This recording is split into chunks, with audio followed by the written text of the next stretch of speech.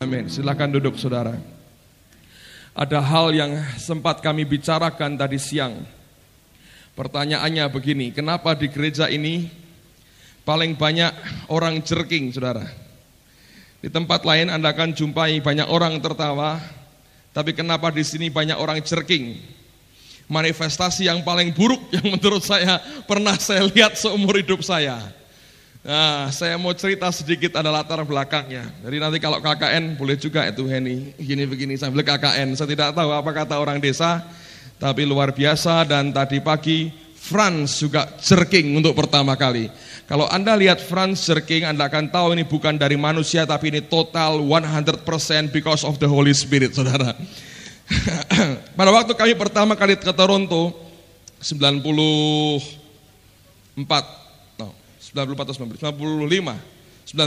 Januari, kami tidak ngerti apapun tentang namanya jerking ini. Jadi pada waktu datang kebaktian pertama pagi hari, duduk di baris nomor 2 atau 3 di tepi sebelah bagian kiri dari kanan daripada mimbar di bagian kiri sini. Jadi istri saya lihat di depan sendiri ada perempuan orang barat, saudara, pakai baju hitam, saya masih ingat. Dan tiba-tiba orang ini begini sendiri. Sementara puji-pujian, mantuk-mantuk sendiri. Nah, istri saya komplain, dia berkata, ini orang ganggu obah terus katanya. Mau kebaktian, mau konsentrasi, ini pujiannya, ini khotbahnya apa, ini orang goyang terus. Dia berkata, ini orang kok goyang terus, obah terus, ganggu katanya. Lalu saya berkata gini, sudahlah jangan ngomongin orang. Kasihan ini orang sakit saraf, saya bilang ya. Coba bayangin perempuan sakit saraf, kebaktian begini-begini, mantuk-mantuk. Apa kita mau begitu? Saya bilang, sudah jangan ngomongin orang. Doakan saja di Toronto ini dia disembuhkan Tuhan. Ada mujizat, saya berkata gitu. Jadi dia sedikit lebih tenang. Nah setelah firman Tuhan diberitakan, lalu kemudian diminta siapa mau didoakan. Jadi kami semua lari ke depan dan sudah ada garisnya, jadi kami tinggal berjajar saja, nyebar saudara, nyebar. Saya belajar sesuatu ya, kalau kita pergi cari Tuhan gerombolan, ya lebih dari satu orang, itu biasanya ada baiknya dalam pengertian membuat kita juga punya dorongan untuk pergi, tapi pada saat tertentu itu merupakan hambatan malah. Karena nanti, wah kalau saya ngalami begini, kalau orang lain yang saya tahu lihat bagaimana. Jadi dari pengalaman itu kita belajar cari Tuhan lari nyebar. Masing-masing urusan sendiri dengan Tuhan, saudara. Jadi saya didoakan jatuh, beberapa teman juga saya lihat begitu, beberapa saat saya bangun lagi. Saya bangun, waktu saya bangun, saya melihat akan hal yang aneh. Orang yang tadinya semua nampak sehat dan rapi dan baik, tiba-tiba sakit saraf semua. Tiba-tiba semua begini-begini, saudara. Loh, saya bilang, lah ini apa? Akhirnya beberapa saat kemudian saya tahu, oh ini jerking kayak begini ini. Oh ini manifestasi roh Tuhan. Lalu saya berkata, Tuhan yang begini saya tidak mau. Ini jelek sekali. Nanti apa kata orang? Saya bilang kalau orang tertawa saya senang. Orang mati bangkit saya mau, kanker sembuh, buta melihat, tuli mendengar. Saya berkata ya. Kalau jerking orang begini, mantuk-mantuk begini, ada yang kualik begini saudaraku, ada yang begini-begini, ada yang begini. Saya bilang, aduh ini jelek sekali, saya tidak mau. Jadi setelah saya bangun, saya lihat teman-teman semua tenang, aman, tidak ada apa-apa. Hari pertama semua embun pagi, tidak ada apa-apa. Bangun segar dan tidak terjadi apa-apa.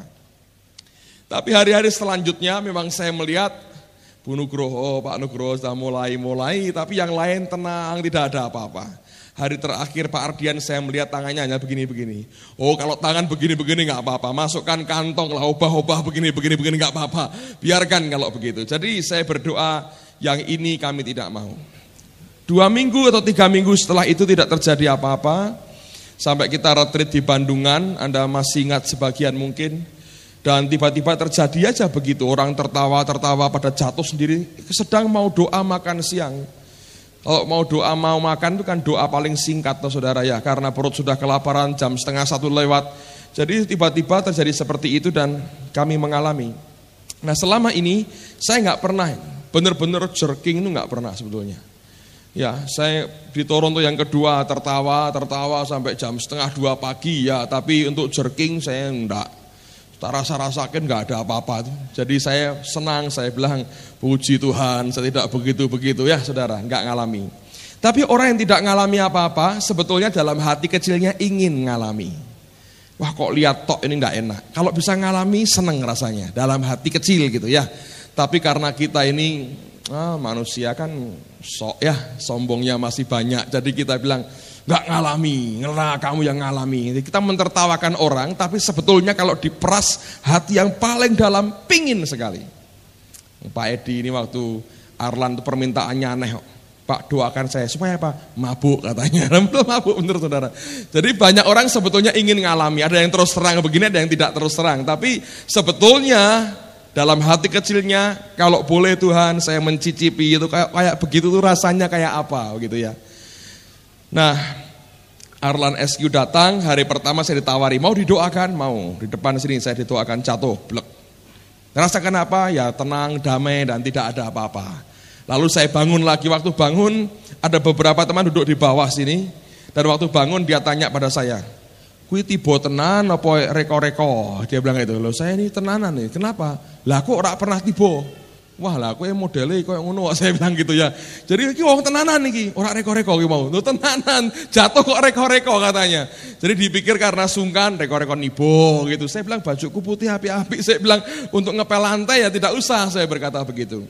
Hari kedua di persekutuan doa ambasador ditawari lagi, mau didoakan? Mau. Tuh akan lagi jatuh lagi di karpet. Nggak ngerasakan apa-apa ya, damai Tuhan saya rasakan. Seneng saudara. Terus langsung pulang kebaktian di sini. Nah hari yang ketiga istri saya ngomong sama saya, nanti kita minta didoakan ya sebelum selesai. Oh ya, saya kepingin didoakan, saya kepingin dia mendoakan saya dan kami berdua. Jadi pada hari terakhir ketika roh Tuhan bekerja begitu indah, dia mendoakan banyak orang, tiba-tiba dia naik ke panggung sini, duduk di sini sambil minum, dia mungkin capek, saudara sudah beberapa hari terus-terusan melayani. Jadi waktu dia berdiri, saya datangi dia, saya bilang, doakan saya. Dia bilang, oke. Saya panggil istri saya, kami didoakan. Dan waktu jatuh, saya bilang begini, Tuhan ini hari terakhir. Nah, kalau boleh Bu, saya tuh tak ngincipi sedikit sih Tuhan, ini tuh apa? Rasanya gini loh saudara, selama ini kok hidup ini kok tak kontrol sendiri semua gitu. Tubuh saya mau begini, mau silat atau mau apa, itu kok maunya saya. Bu coba sekali-sekali itu bukan maunya saya, tubuh ini digerakkan oleh Tuhan. Rasanya kayak apa gitu loh, itu keinginan saya. Selama ini kok rasanya saya kontrol semua tubuh saya ini. Dan kita mendengar firman diberitakan, Tuhan mau gerejanya dikembalikan, Tuhan mau tubuhnya bait ini dikembalikan ke dia. Saya bilang Tuhan kalau mintalah sekali-sekali ngalami seperti itu. Dan ketika saya berdoa begitu, ada yang kayak narik di dada saya. Sedikit sekali. Saya bilang Tuhan kalau inilah itu yang saya maksudkan, beri dong Tuhan. Jangan tanggung-tanggung lah, lebih kenceng sedikit, ini jadi ini kira-kira. Dan betul itu makin keras, makin keras, makin keras, makin keras. Nah waktu sudah makin keras, orang sudah mulai lihat, jadi tontonan dirubung orang banyak saudaraku. Dan itu videonya off the record ya Thomas. Jadi waktu itu dirubung orang banyak, didoakan setiap kali didoakan tambah kenceng. Tapi saya bisa ngerasakan begini, saya sadar di pikiran saya tahu, saya sadar betul. Ada orang tertawa, ada orang keplok-keplok, ada orang teriak-teriak komentar macam-macam, saya tahu betul. Dan yang kedua dalam roh saya bisa komunikasi dengan Roh Kudus. Dan yang ketiga, saya bisa tahu kalau ini orang doakan saya tujuannya apa. Kalau murni tujuannya ada dua macam yang doakan saudaraku. Ya, ini dua macam orang, saya nggak tahu siapa tapi ini kroso banget.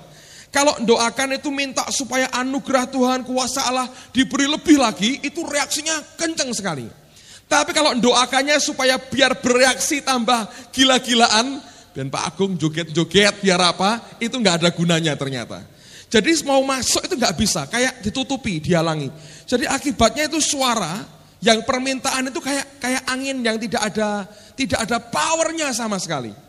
Jadi kalau Anda doakan orang, Anda pengen orang manifestasi, saya beritahu sampai mulut kita berbuih tidak ada gunanya itu saudara semuanya.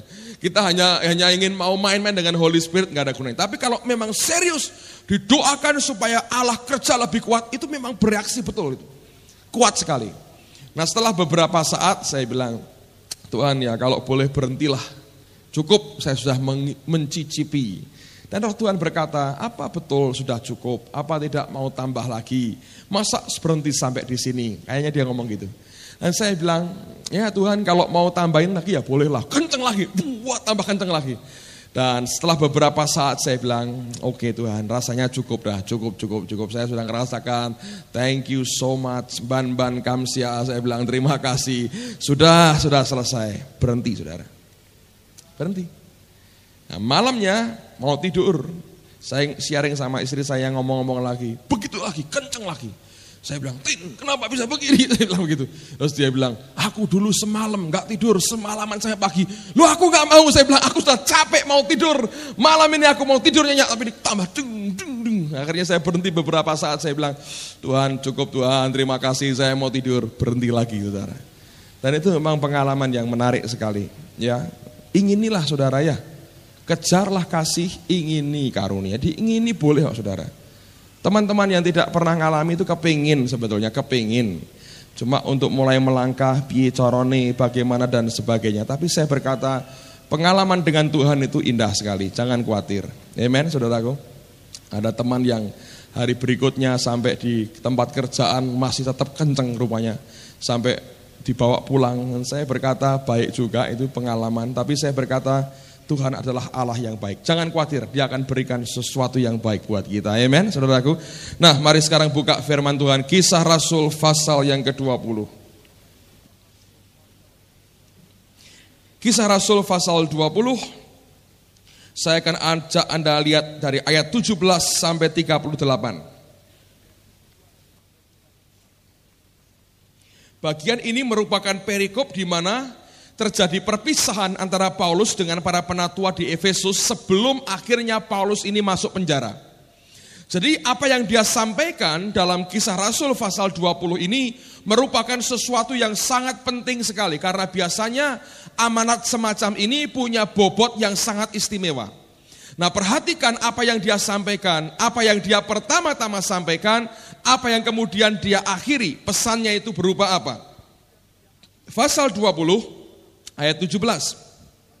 Karena itu ia menyuruh seorang dari Miletus ke Efesus dengan pesan supaya para penatua jemaat datang ke Miletus. Sesudah mereka datang, berkatalah ia kepada mereka, kamu tahu bagaimana aku hidup di antara kamu sejak hari pertama aku tiba di Asia ini. Dengan segala rendah hati aku melayani Tuhan. Dalam pelayanan itu aku banyak mencucurkan air mata dan banyak mengalami pencobaan dari pihak orang Yahudi yang mau membunuh aku. Sungguh pun demikian aku tidak pernah melalaikan apa yang berguna bagi kamu. Semua aku beritakan dan kuajarkan kepada kamu, baik di muka umum maupun dalam perkumpulan-perkumpulan di rumah kamu. Aku senantiasa bersaksi kepada orang-orang Yahudi dan orang-orang Yunani supaya mereka bertobat kepada Allah dan percaya kepada Tuhan kita Yesus Kristus.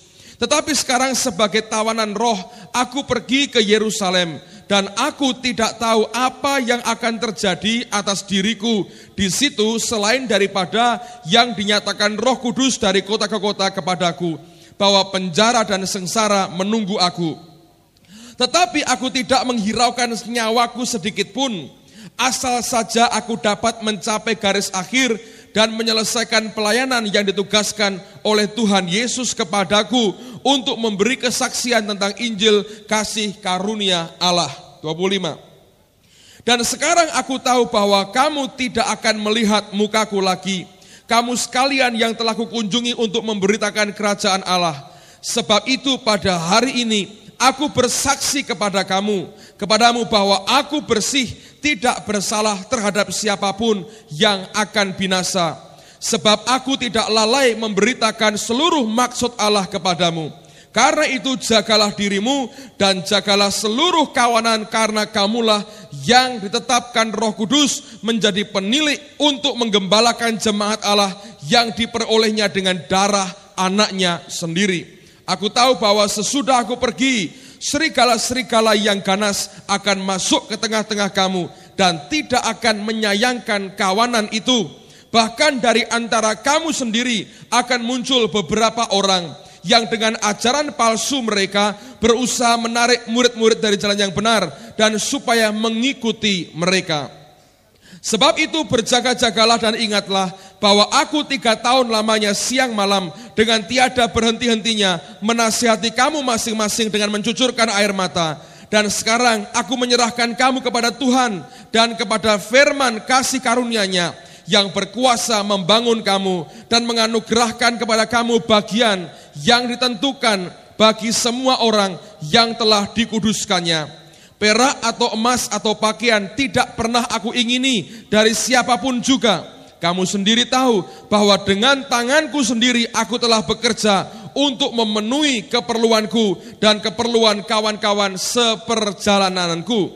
Dalam segala sesuatu yang telah kuberikan contoh kepada kamu, bahwa dengan bekerja demikian kita harus membantu orang-orang yang lemah dan harus mengingat perkataan Tuhan Yesus. Sebab Ia sendiri telah mengatakan, adalah lebih berbahagia memberi daripada menerima. Sesudah mengucapkan kata-kata itu, Paulus berlutut dan berdoa bersama-sama dengan mereka semua. Maka menangislah mereka semua terseduh-seduh, dan sambil memeluk Paulus mereka berulang-ulang mencium dia. Mereka sangat berduka cita, terlebih-lebih karena ia katakan bahwa mereka tidak akan melihat mukanya lagi. Lalu mereka mengantar dia ke kapal. Nah, dengarkan baik-baik. Ada 2 hal yang saya mau sampaikan.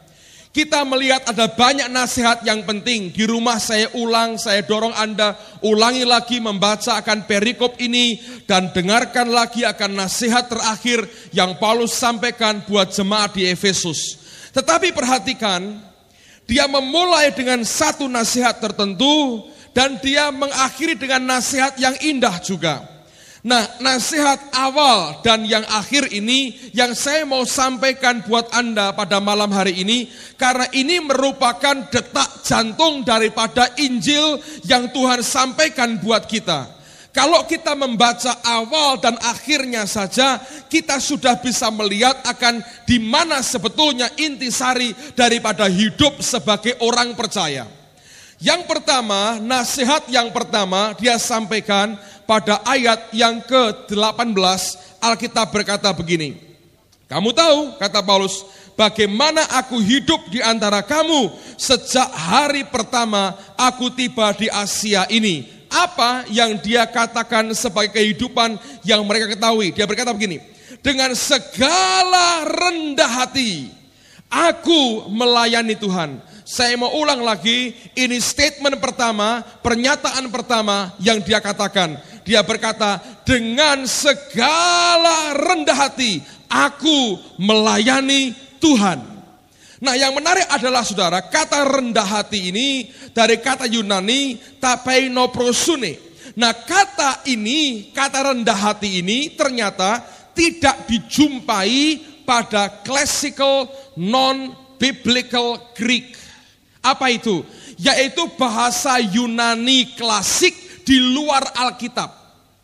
Mereka tidak bisa menjumpai adanya kata tapeinoprosune ini pada classical non-biblical Greek. Bahasa Yunani klasik di luar Alkitab ini mereka tidak menjumpai kata rendah hati. Nah, waktu saya membaca pernyataan ini, Roh Tuhan berbicara sesuatu. Saya tangkap sesuatu. Kerendahan hati hanya didapat di dalam Yesus Kristus Tuhan. Di dunia ini kita tidak akan pernah bisa melihat kerendahan hati yang murni seperti yang Allah lihat sendiri. Manusia boleh mengalami semua tempaan, tetapi kecuali manusia itu membawa seluruh tempaan hidup yang dia alami dan dihadapkan kepada Yesus, manusia tidak akan pernah bisa belajar untuk rendah hati. Engkau boleh mengalami banyak kegagalan dan banyak masalah, tapi kalau engkau tidak membawa semuanya datang ke Yesus dan belajar daripadanya, saudara tidak akan pernah bisa rendah hati, tapi paling-paling engkau akan rendah diri, minder, saudara. Kenapa saya katakan begitu? Coba buka akan statement Yesus ini, Matius pasal yang ke-11. Nanti kita kembali ke kisah 20, Lihat dulu Matius pasal yang ke-11. Tuhan berkata pada ayat yang ke-28, ini pernyataan Yesus sendiri. Matius 11:28, marilah kepadaku semua yang letih lesu dan berbeban berat, aku akan memberikan kelegaan kepadamu. Pikulah kuk yang kupasang dan belajarlah padaku, karena aku, saudara? Lemah lembut dan rendah hati, dan jiwamu akan mendapat ketenangan. Dia berkata, aku lemah lembut dan rendah hati, dan dia berkata, belajarlah daripadaku. Kata rendah hati tidak dijumpai pada perbendaharaan kata Yunani klasik. Orang Yunani terkenal sebagai pemikir, seorang filsuf. Mereka memiliki begitu banyak filsuf, orang yang ahli soal filsafat. Mereka begitu luar biasa dalam pandangan-pandangan soal kehidupan. Tapi mereka tidak bisa menjumpai satu kata pun yang artinya rendah hati, kecuali mereka membuka akan tulisan Paulus, mereka membuka akan Injil, mereka baru menemukan kata rendah hati hanya ada pada Alkitab sendiri. Di luar Yesus, engkau hanya akan rendah diri. Tapi ketika engkau mau belajar daripadanya, saudara akan jadi orang Kristen yang rendah hati. Hanya itu kuncinya. Nah, mengapa Paulus pertama kali menasihatkan? Dia berkata, lihat engkau semua tahu, dengan segala rendah hati aku melayani Allah. Apa gunanya kerendahan hati di hadapan Allah? Mazmur pasal yang ke-25. Mazmur pasal 25. Perhatikan pada ayat yang ke-9. Mazmur 25 ayat yang ke-9. Dengar Alkitab berkata, ia membimbing orang-orang yang rendah hati menurut hukum, dan ia mengajarkan jalannya kepada orang-orang yang rendah hati. Hukum yang dimaksudkan adalah hukum rohani. Paulus berkata dalam surat Roma, ada hukum yang namanya the law of the spirit of life, atau hukum roh kehidupan. Dia juga mengatakan adanya the law of faith, atau hukum iman. Nah, hukum itu berbeda dengan hukum yang kita kenal di bumi ini. Sebagai manusia jasmani, kita juga punya hukum.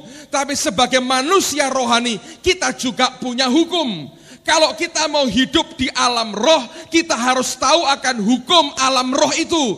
Nah, untuk bisa mengerti hukum itu, Tuhan yang paling tahu. Untuk kita bisa mengerti, dibimbing, kita harus rendah hati, saudara. Tanpa kerendahan hati, tidak mungkin Allah bisa menggandeng kita, membimbing kita untuk memahami akan hukum yang ada pada dunia roh, yang dikatakan hukum roh kehidupan atau hukum iman itu. Hanya orang yang rendah hati akan mampu mengerti apa yang Tuhan ajarkan, akan sanggup memahami apa yang Dia sampaikan kepada kita. Dan itu hanya berlaku buat orang yang rendah hati. Oleh karenanya nasihat pertama dia berkata, dengan segala rendah hati aku melayani Tuhan. Kalau engkau ingin dipakai Allah, rendah hati saudara. Izinkan Allah mendidik, mengajar kita dan belajar dari Yesus. Apa artinya rendah hati? Bukan rendah diri saudara. Rendah hati itu bukan diucapkan, tapi lahir batin. Ada orang yang seringkali berkata, oh saya rendah hati, saya mau begini. Itu malah sombong. Orang yang rendah hati tidak akan pernah berkata, aku rendah hati. Kecuali Yesus saudara.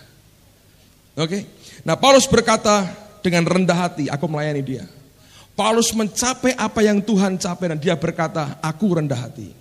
Pada waktu engkau mencapai apa yang Tuhan capai, engkau berkata, aku rendah hati. Nah, tapi nasihat berikutnya, kembali ke kisah Rasul pasal yang ke-20. Kisah pasal 20 tadi. Kisah pasal 20. Dia mengakhiri nasihatnya dengan apa? Ayat yang ke-35.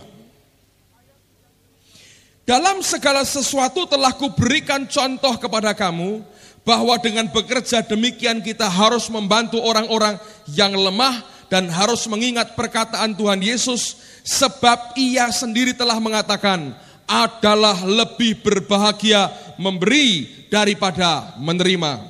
It is more blessed to give than to receive. Lebih diberkati orang yang memberi daripada orang yang menerima. Orang berkata ya tidak toh Pak, kan enak orang menerima daripada orang memberi. Beberapa tahun lalu Pak Adi pernah tanya dalam satu persekutuan doa, siapa yang, ini pilihan ya saudara, siapa yang lebih senang terima uang 1 juta? Atau siapa yang lebih senang memberi 1 juta? Hampir semua bilang nerima 1 juta, semua angkat tangan, kepingin. Siapa yang berkata lebih senang memberi 1 juta? Enggak ada orang angkat tangan. Sebab biasanya Pak Adi itu pakai kalimat-kalimat untuk menjebak orang. Dia kalau itu sering bergurau begitu, kalau dia nanti orang angkat tangan, dia berkata, ya saya mau terima, mana uangnya gitu ya saudara. Jadi daripada dijebak, mereka semua diam. Ditanya, siapa mau uang 1 juta? Semua, hampir semua angkat tangan. Dan tidak ada orang mau memberi 1 juta. Tapi dia berkata begini, kalau Anda terima uang 1 juta, mungkin uangmu ya memang 1 juta itu yang engkau terima. Tapi kalau engkau memberi 1 juta, saudara minimal punya 10 juta. Karena itu perpuluhannya engkau beri saudara. Engkau punya lebih daripada 1 juta. Dan engkau masih menikmati yang 9 juta. Dia berkata, terlebih berkat memberi daripada menerima. Amen, saudara. Saudara milih mana? Mendapat sumbangan dana kebanjiran atau nyumbang orang kebanjiran? Saya mau tanya. Kalau Anda mau milih mana? Anda dapat sumbangan 1 dus supermi karena rumahmu kebanjiran dan gendeng semua kintir, saudara. Atau Anda mau nyumbang 1 box mobil supermi untuk para korban banjir. Ayo milih mana? Masih berkata nerima lebih baik? Saudara mau nerima sumbangan korban bencana kebakaran, beras 5 kilo dan dendeng sepotong, bergedel 2 biji dan soto 1 mangkok, atau Anda mau nyumbang orang-orang yang kena musibah kebakaran? Milio, saudaraku. Betul perkataan Tuhan ini. Daripada disumbang, enak nyumbang, saudara ya. Daripada diberi, enak apa? Memberi, itu nasihat. Jadi jangan punya angan-angan, kok ora ana wong ngeki aku. Nah, apa saudara mau terima musibah dulu? Dibuatkan dompet bencana alam untuk Mister ini. Masukkan Surah Merdeka. Semua nyumbang seket-seket begitu, mau begitu saudara. Betul kata firman Tuhan. Terlebih berkat memberi daripada menerima. Orang yang sukanya menerima, orang itu mau berkata, sumbanglah saya.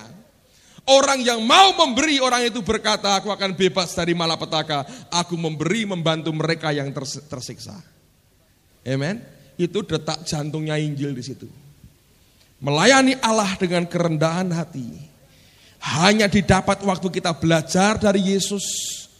Dan kita terlebih berkat memberi daripada menerima.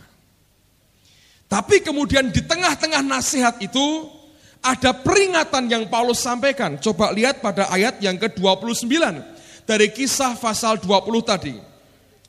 Aku tahu bahwa sesudah aku pergi, serigala-serigala yang ganas akan masuk ke tengah-tengah kamu dan tidak akan menyayangkan kawanan itu. Bahkan dari antara kamu sendiri akan muncul beberapa orang yang dengan ajaran palsu mereka berusaha menarik murid-murid dari jalan yang benar dan supaya mengikuti mereka. Nah, Paulus berkata nanti akan muncul serigala-serigala yang tidak akan menyayangkan kawanan ini, akan mencerai-beraikan, menyesatkan mereka. Dan seperti yang dia katakan, sungguh-sungguh terjadi. Ketika mereka berpisah, sekian waktu kemudian Paulus ditangkap. Dia dibawa ke penjara sampai ke Roma. Dan ternyata sekian tahun setelah perpisahan mereka, apa yang terjadi? Mari lihat dalam 2 Timotius pasal yang pertama. 2 Timotius pasal yang pertama, ayat yang ke-14 dan ayat yang ke-15. Ini surat ditulis di penjara beberapa saat sebelum dia dieksekusi, dihukum mati. 2 Timotius 1 ayat 14. Peliharalah harta yang indah yang telah dipercayakannya kepada kita oleh Roh Kudus yang diam di dalam kita. Engkau tahu bahwa semua mereka yang di daerah Asia Kecil, dan itu pusatnya di Efesus, saudara. Semua mereka yang di daerah Asia Kecil berpaling daripadaku, termasuk Figelus dan Hermogenes. Bagaimana mungkin orang-orang yang selama 3 tahun digembleng luar biasa oleh Paulus, setelah Paulusnya pergi, mereka berpaling dari Paulus? Apa penyebabnya, saudara? Nah, 1 Timotius pasal yang pertama, surat yang pertama, dia menjelaskan. Lihat pada ayat yang ke-18 sampai dengan ayat yang ke-20. 1 Timotius pasal pertama ayat 18. Tugas ini kuberikan kepadamu Timotius anakku, sesuai dengan apa yang telah dinubuatkan tentang dirimu. Supaya dikuatkan oleh nubuat itu, engkau memperjuangkan perjuangan yang baik dengan iman dan hati nurani yang murni. Beberapa orang telah menolak hati nuraninya yang murni itu, dan karena itu kandaslah iman mereka. Kata kandas seperti kapal yang kandas, saudara. Nabrak karang, kandas, tidak bisa bergerak lagi. Kandaslah iman mereka. Di antaranya 2 orang. Siapa itu? Hymenaeus dan Alexander, yang telah kuserahkan kepada iblis supaya jera mereka menghujat. Nah, siapa 2 orang ini? Hymenaeus dan Alexander. Tidak banyak kita ketahui tentang pokok ajarannya, tapi dari namanya kita tahu, nama itu mewakili akan kepribadian mereka. Hymenaeus adalah nama dari dewa perkawinan di Yunani, atau dewa pesta. Hymenaeus mengajarkan tentang good life, tentang pleasure, tentang hidup yang menyenangkan, tentang kenikmatan, semua yang duniawi. Alexander artinya man pleaser, atau orang yang sukanya menyenangkan, mencari perkenan manusia lain. Nah, 2 hal ini begitu masuk dalam hidup orang percaya, akan mencemarkan nurani kita yang murni, karena pikiran kita hanya kepada yang duniawi. Pada waktu pikiran kita pada duniawi, maka iman kita segera akan kandas. Hymenaeus mengajarkan, carilah kenikmatan di dunia. Kebangkitan orang mati sudah terjadi, tidak akan ada lagi penghukuman Tuhan. Nikmati hidup ini, dan mereka mengalami pesta pora duniawi. Alexander mengajarkan dia adalah man pleaser, orang yang suka menyenangkan hati orang lain, mencari perkenan akan orang lain. Dua-duanya digabung merupakan pemberontakan yang luar biasa kepada Allah, mencemarkan nurani, akhirnya iman hidup kita kandas di tengah jalan. Saudara, dan ini yang sungguh-sungguh terjadi. Nah, Paulus mengatakan dengan orang-orang semacam ini sebagai apa? Buka Filipi pasal yang ketiga. Filipi pasal 3 ayat 17. Filipi 3 ayat 17. Saudara-saudara, ikutilah teladanku dan perhatikanlah mereka yang hidup sama seperti kami, yang menjadi teladanmu. Karena seperti yang telah kerap kali kukatakan kepadamu, dan yang kunyatakan pula sekarang sambil menangis, banyak orang, perhatikan, yang hidup sebagai seteru salib Kristus, atau musuh dari salib Kristus. Dikatakan kemudian pada kalimat berikutnya, kesudahan mereka ialah kebinasaan, Tuhan mereka ialah perut mereka, kemuliaan mereka ialah aib mereka, pikiran mereka semata-mata tertuju kepada perkara duniawi. Kalau pikiran kita tertuju kepada perkara duniawi semata-mata, kita tanpa sadar mengikuti ajaran Hymenaeus dan Alexander yang hanya mementingkan duniawi dan mencari perkenan manusia. Pada waktu kita mengalami ajaran semacam itu, maka nurani kita tercemar dan iman hidup kita akan kandas. Paulus berkata, mereka adalah seteru salib Kristus. Mereka memusuhi akan salib daripada Kristus. Kemarin waktu kami berdoa Sabtu malam, dan saya rasa semua Anda boleh hadir ya.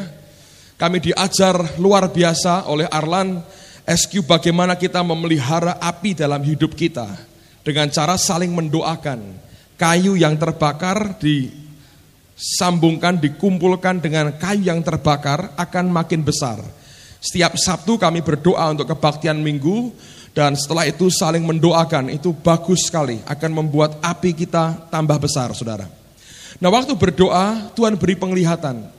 Sepertinya saya dibawa masuk ke dalam suatu rongga tubuh manusia. Dan saya lihat ada begitu banyak hal yang merah, macam-macam. Ditunjukkan jantung orang yang berdetak merah dan penuh dengan warna darah seperti itu. Saya bilang, Tuhan, kenapa Engkau beri aku penglihatan semacam ini? Dan dia berkata, aku sedang bawa engkau masuk untuk melihat akan hati manusia. Aku ingin tunjukkan seperti apa hati manusia yang sebenarnya. Karena ini sumber segala sesuatunya. Dan betul dalam hari-hari ini Allah membuka banyak hal sebetulnya tentang hati manusia. Kalau kita sampai jadi seteru salib Kristus, kekristenan kita hancur, saudara. Begini, beberapa waktu ini saya merenungkan kenapa orang Kristen bisa jatuh dalam dosa. Kenapa pendeta bisa berzina. Kenapa majelis gereja bisa korupsi uang gereja? Kenapa beberapa kali saya dengar di banyak gereja panitia pembangunan, saya tahu di sini tidak akan terjadi begitu ya. Panitia pembangunan melarikan uang gereja. Itu terjadi beberapa kali. Saya bilang ini aneh sekali. Kenapa sampai orang mengalami dosa yang begitu mengerikan dan terjadi di tengah-tengah gereja? Kenapa aktivis gereja, song leader, singer kita, saya minta dalam nama Yesus tidak terjadi. Mereka akhirnya jatuh dan kemudian mengerikan sekali. Akhir hidupnya mengerikan sekali. Orang-orang yang pernah aktif, yang pernah begitu berapi-api melayani Allah, akhirnya ujungnya cuman seperti itu. Menyedihkan memang. Saya merenungkan cukup lama, kenapa bisa begini? Kalau kita perhatikan masing-masing nanti ada penyebabnya. Tapi saya berkata, Tuhan, mestinya kan semua ini punya kondisi yang sama yang membuat mereka jatuh. Sampai Tuhan membuka rahasia ini. Coba buka, saudara, Amsal pasal 11. Oh, saya senang membaca ayat ini. Mengingatkan saya akan film yang disukai banyak orang beberapa tahun yang lalu. Amsal 11 ayat 22. Amsal 11 ayat 22. Nanti saya akan jelaskan saudara-saudara supaya Anda mengerti. Amsal 11 22. Mari kita baca bersama-sama. Saya berdoa supaya ini ayat masuk dalam rohmu. 2, 3. Seperti anting-anting emas bukan di tempat perhiasan, saudara ya. Seperti anting-anting emas di jungur babi. Demikianlah apa? Perempuan cantik yang tidak susila. Kecantikan yang di luar, yaitu bentuk wujud penampilan luar. Menurut saya termasuk keaktifan kita, kekristenan, KTP Kristen, keaktifan, nyanyi, segala macam. Segala macam. Yang bagus di luar seperti anting-anting emas. Tapi kalau dalamnya najis, Alkitab berkata seperti anting-anting emas di jungur babi. Tahu jungur babi? Moncongnya babi. Saudara pernah ngelus-ngelus moncongnya babi? Senang dicium moncong babi? Dulu ada film Piggy, Miss Piggy, saudara. Babi genit, tapi tetap babi, saudara. Coba lihat apa yang Petrus katakan, nanti saya jelaskan. 2 Petrus pasal 2. 2 Petrus pasal 2 ayat yang ke-20 ini bicara hal yang sama, bagaimana orang bisa jatuh kembali dalam dosa yang begitu mengerikan.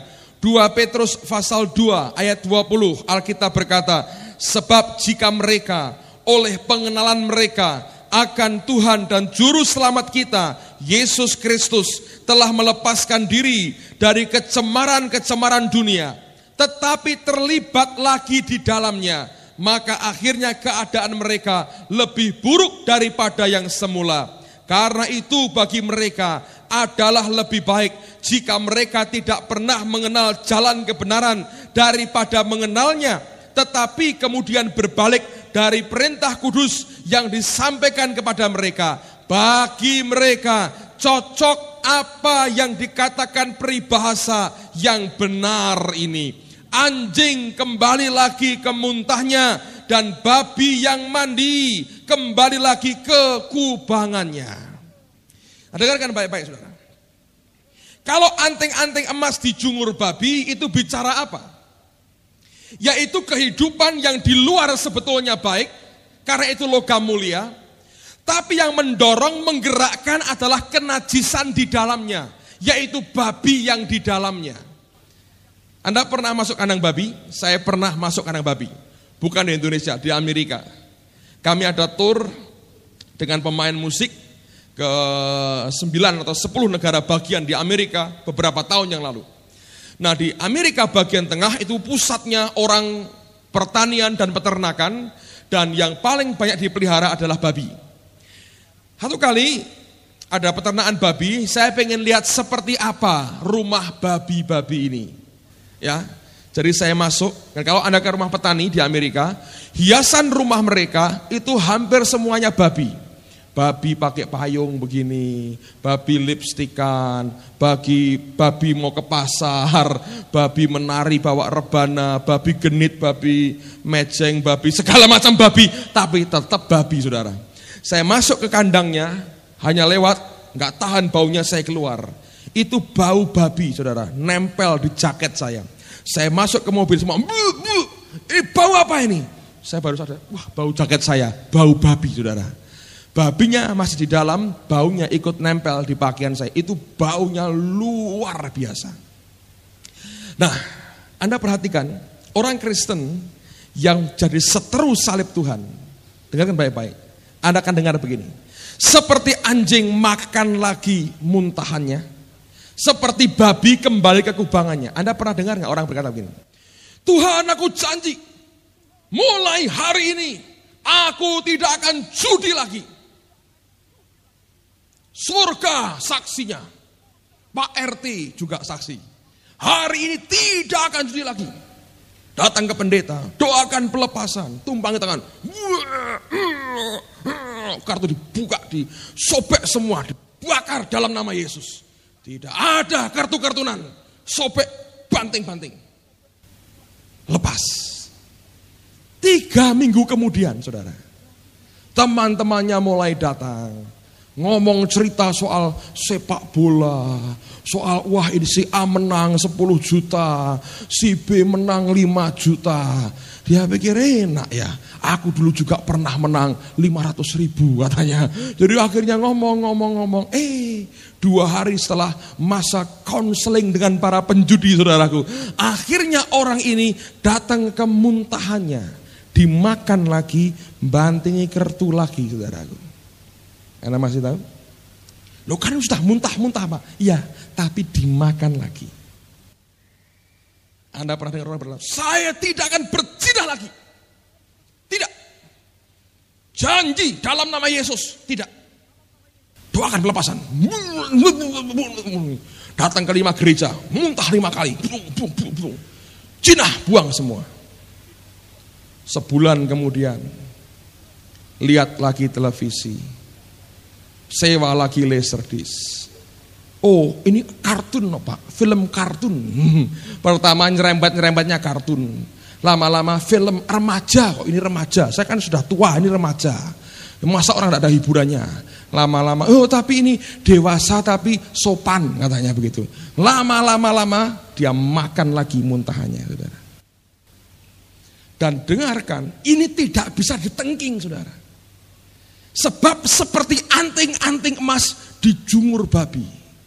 Babi yang satu ini tidak bisa ditengking. Itu hanya bisa disunduk sama salib dan dibuat babi guling, saudara. Baru ada manfaatnya. Kalau salibnya dibuang, nggak bisa nyunduk babi ini, ngek gitu saudaraku. Itu babi hidup lagi dari antara binatang mati. Anda pernah dengar orang berkata begini, saya tidak mau hutang lagi. Ini lumpur hutang saya mau tinggalkan. Mulai hari ini, apapun yang terjadi aku hadapi. Tidak ada hutang-hutangan lagi. 6 hari kemudian, mertuanya datang.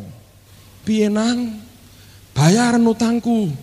Bapak ra iso mangan mbok utang duite. Iya pak, kasihan dengan mertua. Aduh, pinjem lagi, masuk kubangan lagi. Sudah saya tengking pak, nggak hilang. Nah, ada orang berkata, tidak akan rokok lagi. Apa ini? Roh nikotin, tampaki mulutnya. Belum, keluar kau. Diinjek-injek rokoknya. Pergi, muntah lagi. Pelepasan. 2 minggu kemudian, stres. Mulutnya pahit. Pegawai-pegawai yang rokok. Wih, enak ya. Pak, itu rokok apa? Ngelinting pak, boleh saya coba? Nah, ngelinting saudaraku akhirnya. Ini kan lain rokoknya, podoai saudaraku. Balik lagi ke tempat yang sama. Itu loh Miss Piggy yang di sini belum pergi, masih mejeng terus di dalam hati. Ini tidak bisa ditengking, nggak bisa. Dan jangan heran di Gadara legion pilih Miss Piggy saudaraku. Ribuan babi lagi jalan-jalan saudara, kemasukan setan. Kenapa dia pilih babi? Sebab setali 3 uang saudaraku, cocok at home saudaraku. Dirasuk nyemplung, matinya pelan-pelan babi-babi itu saudara. Kalau kita jadi seteru salib, 1 hari saja kita tinggalkan salib itu saudara. 1 hari Anda tidak membuat babi guling, dan Anda tidak membuat RW saudaraku, itu akan bangkit semua dari antara binatang mati. Sebab ternyata babi dan anjing itu adalah hati yang najis yang ada di dalam diri kita sendiri sebetulnya. Paulus mengajar layani Tuhan dengan rendah hati. Terlebih berkat memberi daripada menerima. Tapi ingat, akan ada serigala, engkau akan dibinasakan olehnya. Apa itu? Yaitu pada waktu kita ingin pleasure, good life, kenikmatan hidup, dan jadi man pleaser, menyenangkan hati orang. Dan pada waktu pikiran kita duniawi, engkau jadi seteru salibnya. Dan ketika salib disingkirkan dari hidup kita, babi dan anjing di sini hidup lagi. Itulah sebabnya Yesus berkata, engkau harus pikul salibnya. Salibmu kapan? Setiap hari, kata Injil saudara. Saya sekarang mengerti kenapa orang Kristen bisa jatuh. Mazmur berkata, kalau kita meninggalkan Tuhan, zina.